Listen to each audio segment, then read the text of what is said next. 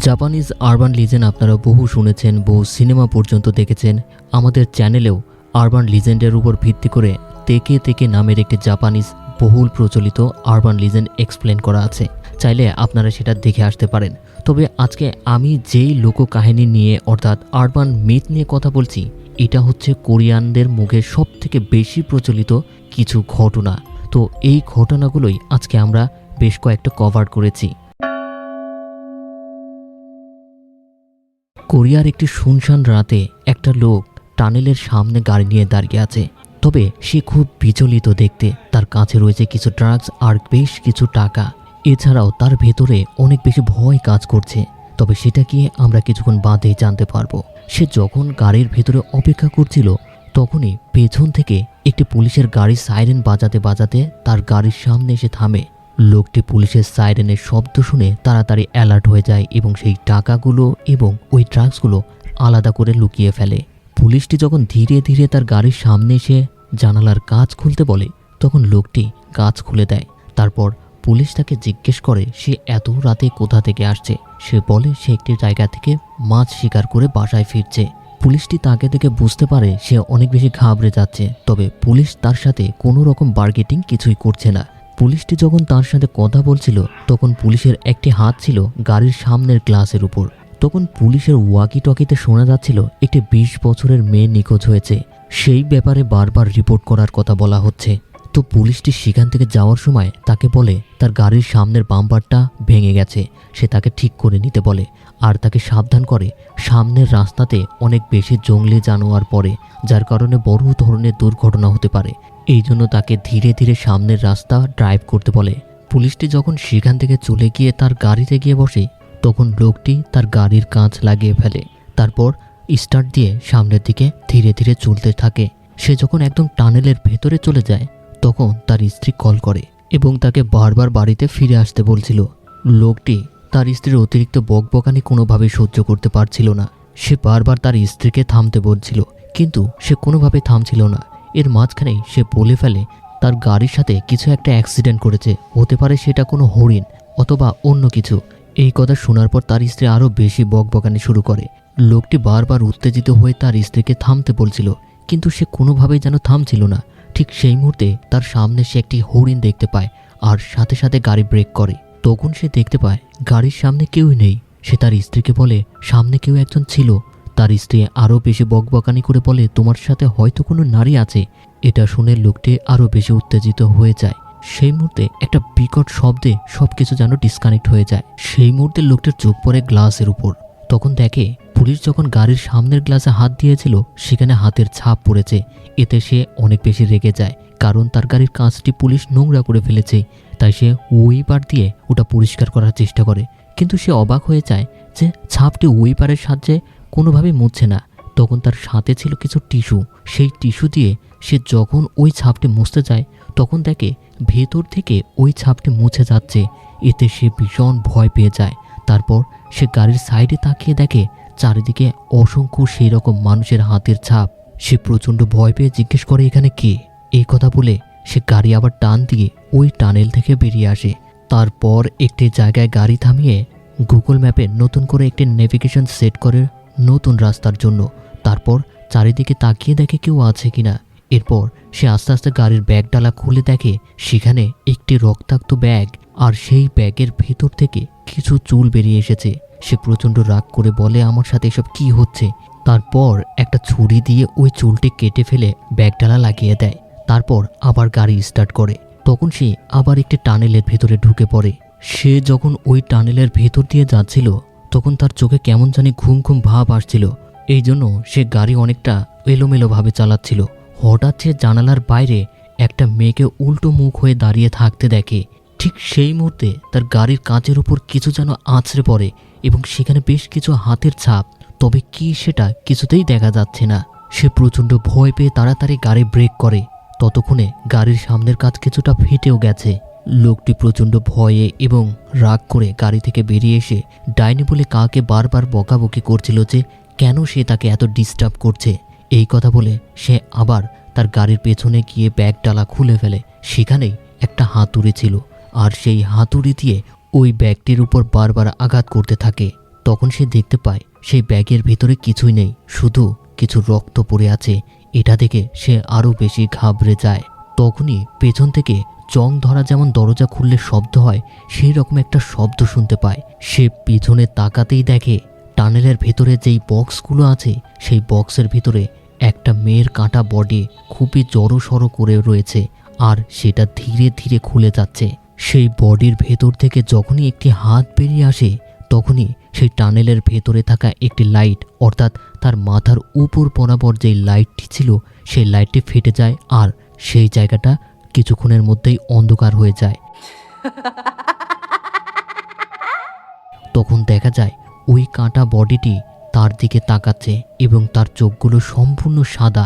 এটা দেখে সে প্রচণ্ড ভয় পেয়ে যায়। লোকটি যখন আবার ওই বক্সের দিকে তাকায়, তখন সে দেখে সেই বক্সটি সম্পূর্ণ খালি, আর রাস্তার উপর ওই বডিটি সম্পূর্ণ স্বাভাবিক হয়ে পড়ে আছে। তারপর ভয়ঙ্করভাবে ওই বডিটি আস্তে আস্তে উঠে দাঁড়ায়। তখন লোকটি তাকে বারবার বলছিল যে সে আসলে তার কাছে কি চায়। সে আরও বলে, আমি তোমাকে অ্যাক্সিডেন্ট করিনি, তুমি আমার গাড়ির উপর আছড়ে পড়েছিলে। এই কথা বলে লোকটি তাড়াতাড়ি তার গাড়ির ভেতরে ঢুকে পড়ে গাড়ি স্টার্ট দেওয়ার জন্য। তখন সে দেখতে পায় গাড়ির গিয়ার জ্যাম হয়ে গেছে এবং পেছনে কারো উপস্থিতি অনুভব করছে। লোকটি ধীরে ধীরে পেছনে তাকাতেই দেখে ওই বডিটি পেছনেই বসে আছে। মুহূর্তের ভেতরেই ওই বডিটি সেই হাতুড়িটি দিয়ে তার মাথার উপর ক্রমাগত আঘাত করতে থাকে, আর সেখানেই লোকটির মৃত্যু হয়ে যায়। আসলে এই লোকটি যখন মাছ শিকার করে বাসায় ফিরছিল, তখন হঠাৎ করেই এই মেয়েটি তার গাড়ির সাথে অ্যাক্সিডেন্ট করে, আর সেখানেই তার মৃত্যু হয়ে যায়।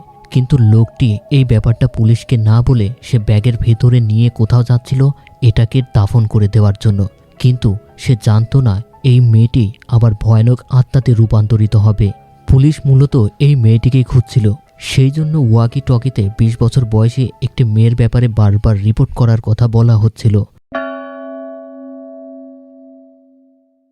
সুজিন একটি প্রাইভেট কোম্পানিতে খুব ভালো একটা পোস্টে প্রমোশন পেয়েছে। কাজের ব্রেকে সে তার 2 কলিগের সাথে তাদেরই একটা স্কুল ফ্রেন্ড হিয়নজু, যে কিছুদিন আগেই ছাদ থেকে পড়ে গিয়ে মারা গিয়েছে, আর যেই 2 কলিগ এই বিষয়টা নিয়ে মজা করে বলছিল, তারাও ছিল একসময় তাদেরই স্কুল ফ্রেন্ড, অর্থাৎ হিয়নজু, সুজিন এবং এই 2 বান্ধবী, এরা একই স্কুলের এক সময়ের বান্ধবী ছিল। এখন কর্মসূত্রে সুজিনেরই তারা কলিগ। তাদের মধ্যে একজন বলছিল হিয়নজু নাকি আত্মহত্যা করেছে ছাদের উপর থেকে লাফ দিয়ে, কিন্তু কেন এই ব্যাপারে তারা এখন পর্যন্ত জানে না।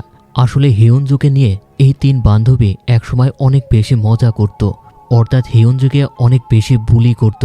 তো তারা 3 জন হিয়নজুর ব্যাপারে আলোচনা করে সেখান থেকে বের হয়ে আসে। তখন সুজিন গাড়ির পার্ক জোনে যাচ্ছিল তার গাড়িটি বের করার জন্য। হঠাৎ সে অন্ধকারের এক কোণায় লাল পোশাক পরা একটা মেয়েকে দাঁড়িয়ে থাকতে দেখে, তবে সে কে এই মুহূর্তে সে চিনতে পারছে না। তার চাহনি সুজিনকে একটু চিন্তার মধ্যে ফেলে, তবু সে এই ব্যাপারে তেমন কিছু আর চিন্তাভাবনা না করে সেখান থেকে চলে যায় তার গাড়ি নিয়ে। এরপর সুজিন যখন তার ফ্ল্যাটে চলে আসে, তখন সে তার প্রতিবেশীর সাথে কথা বলার জন্য কিছু কেক নিয়ে তার দরজায় নক করে।